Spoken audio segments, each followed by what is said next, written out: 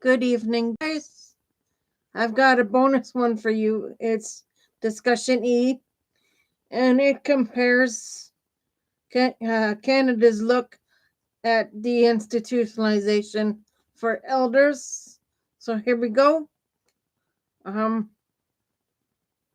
title is A Conversation About Ageism, Time to Deinstitutionalize Long-Term Care. Okay. Was published in the spring 2021 issue of University of Toronto's quarterly, authorized by Rachel Heron, Christine Kelly, and Kate Abbott. It appears in scholarly databases focused on health, immigration, and social policy. The format, a conversational exchange, allows the authors to weave together interdisciplinary insights, lived experience, and policy critique in a dynamic, reflective style.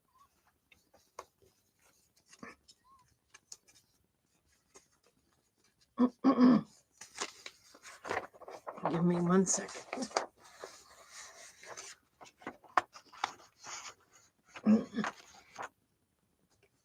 The authors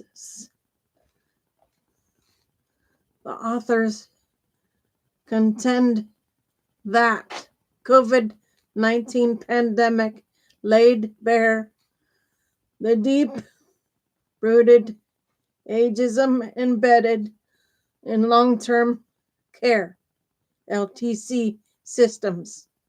They argue that this moment of reckoning should catalyze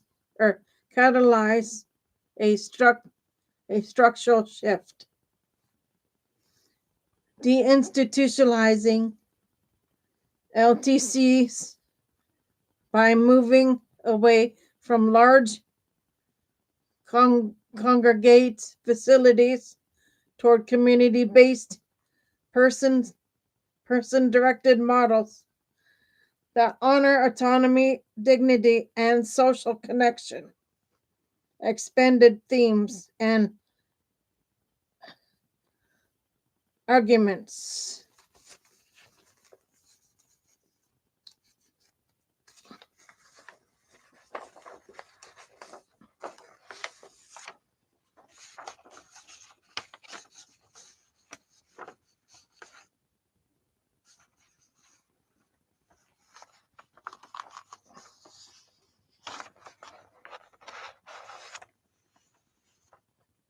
Pandemic as a magnifier of ageism.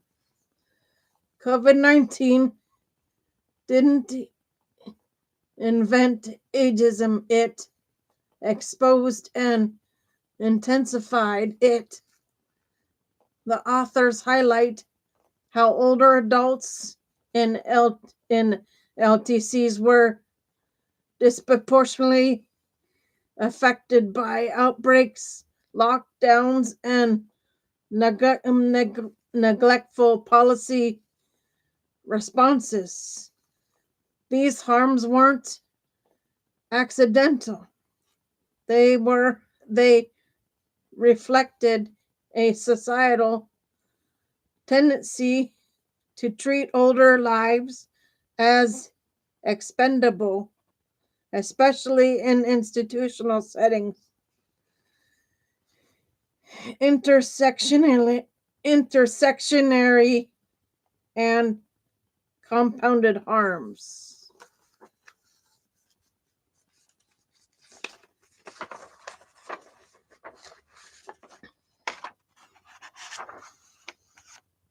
Ageism doesn't operate in isolation. The authors emphasize how it intersects with ableism, racism, and sexism, and heterosexism, creating layered vulnerabilities. For example, indigenous elders rationalize rationalize seniors and LGBTQ older adults often face compounded marginalization in LTCs, environments that fail to accommodate cultural, linguistic, or identity based needs. Critique of positive ageism. The article challenges the notion that ageism can be reframed as respect for elders or bereavement protection.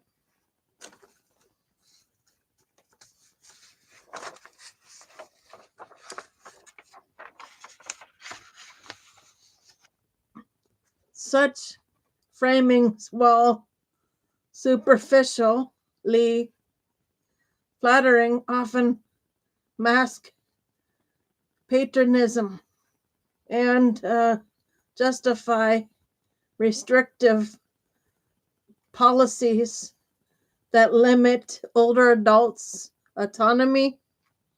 And the authors argue that even well intentioned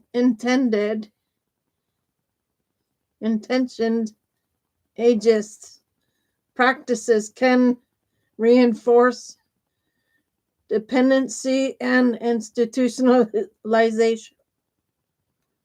Deinstitutionalization as a just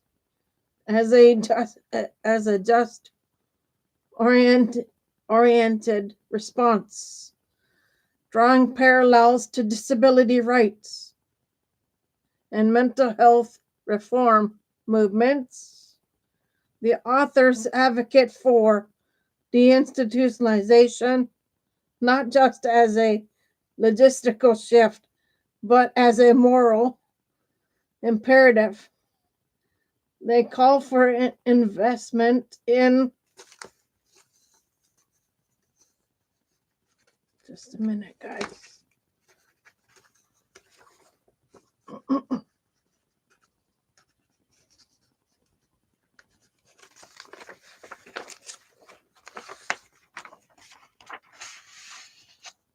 Home care, co-housing,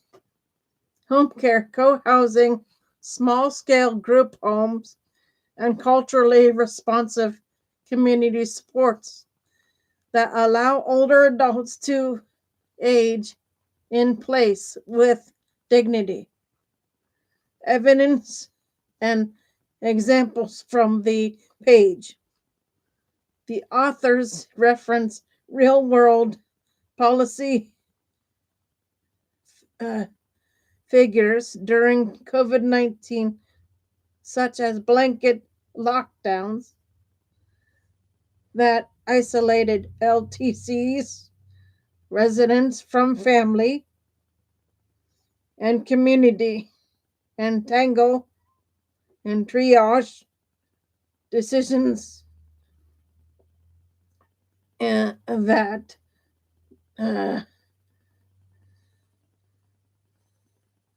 deprioritized older patients.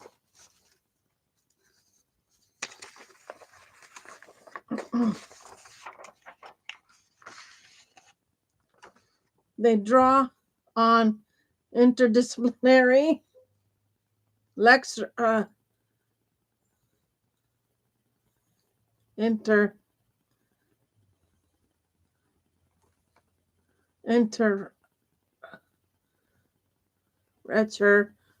from gerontology, disability studies, and feminist theory to critique the institutional logic that threatens that treats older adults as passive recipients of care.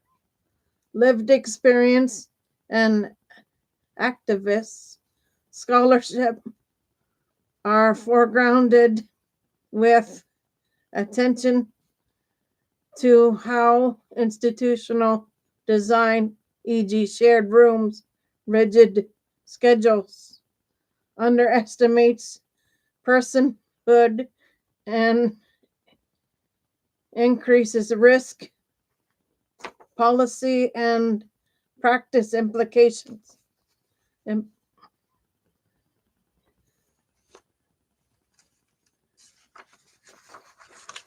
Just a minute.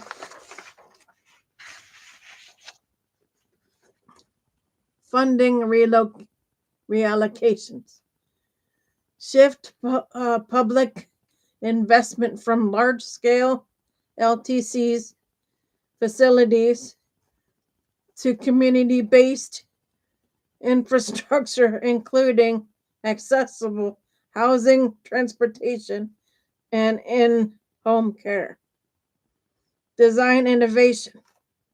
Promote small household models, intergenerational co-residence, and culturally adapted care environments that foster belonging and autonomy. Anti-ageism strategies. Implement training, accountability measures, and participatory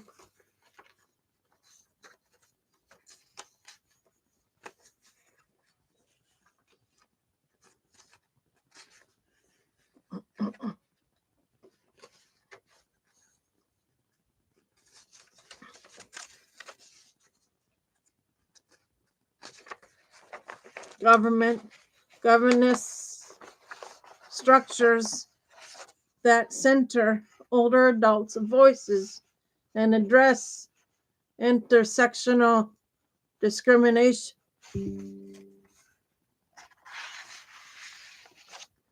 Why this matters for researchers, policymakers, and practitioners.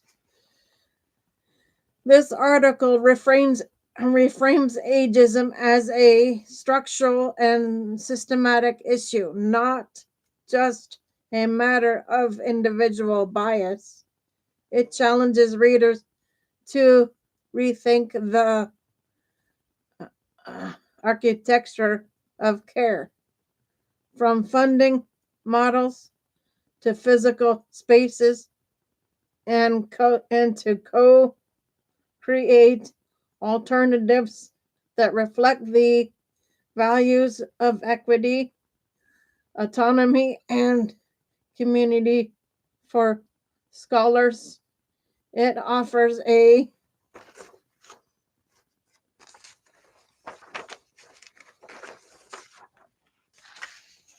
rich interdisciplinary lens for practitioners. It provides a roadmap for transformative change, and for policymakers, it issues a call to action grounded in justice and lived experience.